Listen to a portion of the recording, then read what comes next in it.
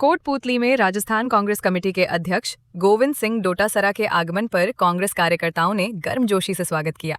सीकर से अलवर जाते समय कोटपूतली पहुंचने पर पूर्व संसदीय सचिव रामस्वरूप कसाना के नेतृत्व में बड़ी संख्या में कांग्रेस कार्यकर्ता मौजूद रहे।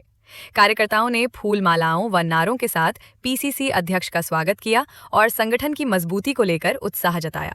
इस दौरान कांग्रेस कार्यकर्ताओं में खासा जोश देखने को मिला। देखिए, आज तीनों जिलों की कोटपूतली, बैरोड और अलवर और हमारा खेल तलती जा रहा है। इन तीनों जिला कांग्रेस कमेटियों ने पैदल यात्रा रखी है अरावली बचाओ के तहत प्रदेश कांग्रेस कमेटी के निर्देश के ऊपर। उसमें भी मैं भाग ले रहा हूँ और जो हालात इस देश में बने हैं, इस प्रदेश में बने हैं, वो किसी से छुपे हुए नहीं है। सभी संसाधनों के ऊपर कब्जा, इलीगल माइनिंग, अरावली की आत्मा को चोट पहुंचाना, सीटीएच का एरिया घटा करके खनन माफियाओं का लाभ पहुंचाना, ईडी, इनकम टैक्स, सीबीआई का दुरुपयोग, आम व्यक्ति को कोई सुनवाई नहीं, कोई विकास का काम नहीं, कोई विकास का विजन नहीं, किसान परेशान, छोटे व्यापारी परेशान, हर वर्ग परेशान है। बेरोजगारों को रोजगार का वादा किया गया, वो वादा खिलाफी हुई।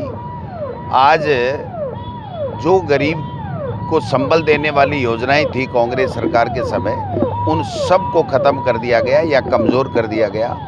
आज किसान, आप देखिए कि अतिवृष्टि में जो भी फसल का नुकसान हुआ, उस नुकसान में भी राजनीति कर दी कि अगर बीजेपी का विधायक जीता हुआ है तो वहाँ मिले, उसमें हमें कोई ऐतराज़ नहीं है। अगर उन किसानों का नुकसान हुआ है तो निश्चित रूप से मिलना चाहिए, लेकिन अगर कांग्रेस का विधायक जीत गया तो वहाँ मुआवजा नहीं मिलेगा।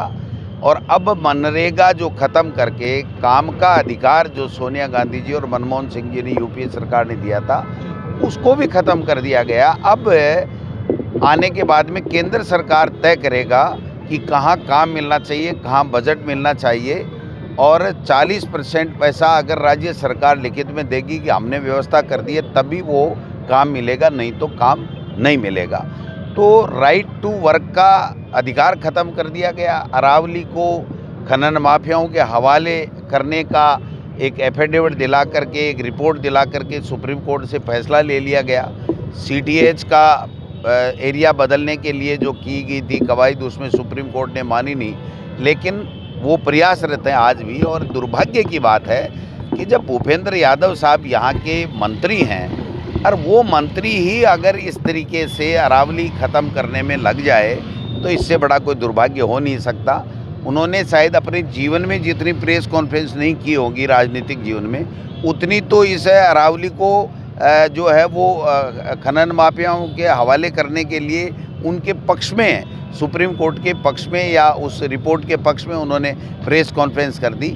इससे ये स्पष्ट है कि वो खनन माफियाओं के लिए काम कर रहे हैं और मोदी सरकार में लूट मची हुई है। और यहाँ तो कोई चीज़ सरकार नाम की चीज़ ही नहीं है। भजन लाल जी तो जो मन में आए जो बोलते रहते हैं। उनको कोई पूछे कि आप अपनी 2 साल की उपलब्धियां आप बताइए कि आपने किसानों के लिए क्या किया, पिछड़ों के लिए क्या किया, बेरोजगारों के लिए क्या किया, शिक्षा के क्षेत्र में क्या किया, बिजली के क्षेत्र में क्या किया, तो सड़कों की जो स्थिति आप सबके सामने है।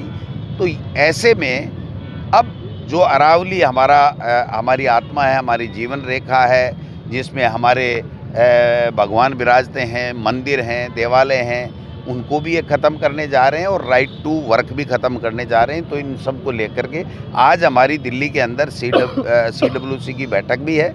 उसमें आगे के प्लान के लिए भी हमें रूपरेखा मिलेगी।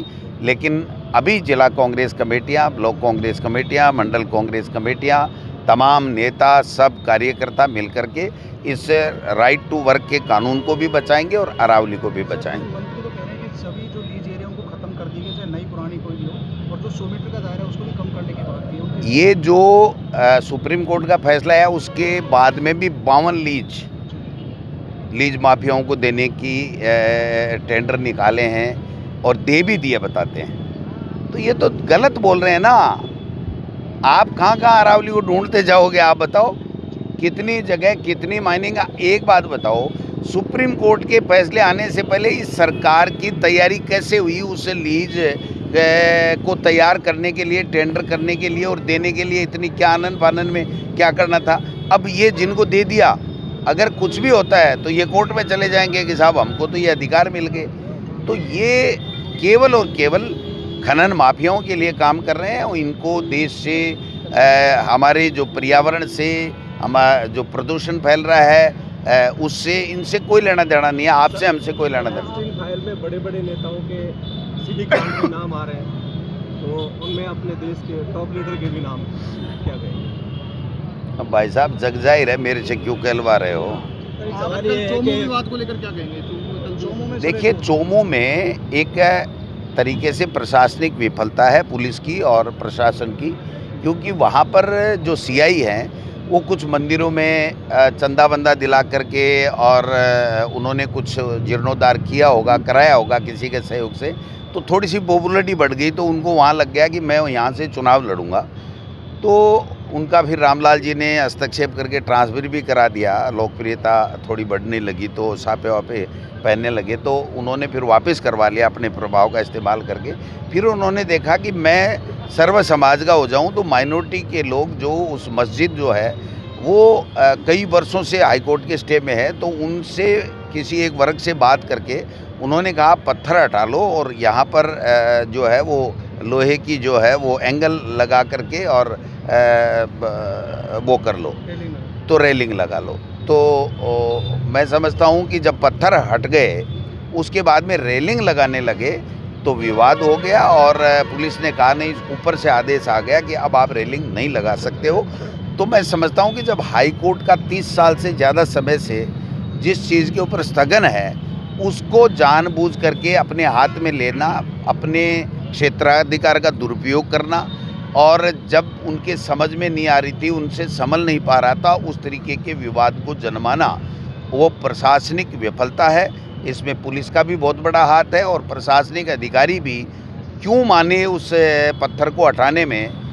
तो मैं समझता हूँ कि ये जो किया गया है वो उनकी वजह से हुआ है और वो गलत हुआ है। कोई भी हो, पुलिस के साथ हुआ वो भी गलत है, और मस्जिद को भी अगर हाई कोर्ट के स्टे के बाद में वो इस तरीके से कर रहे हैं तो पहले हाई कोर्ट से फैसला लेके करना चाहिए। सर, विकसित भारत के नाम पर यदि देखा जाए तो चाहे वो जीराम जी हो, चाहे वो अरावली हो, इस तरह की योजनाओं को जो कांग्रेस ने वर्षों से चलाकर आए, आम जन की हितार्थ योजनाएं थी, क्या विकसित भारत के नाम पर देश को कोई बहुत बड़ा खतरा सामने? ये तो विकसित बीजेपी नेता हो रहा है, अमित शाह जी का, ये धर्मेंद्र प्रधान जी का, ये आपके भूपेंद्र यादव जी का, पीयूष गोयल जी का, और बड़े बड़े जितने भी नेता हैं ना, इनका विकास हो रहा है। आम जनता के साथ में कुठाराघात हो रहा है और ये सारी जनता अब समझ रही है और समय आने पे इनको सबक सिखाएगी। Thank you.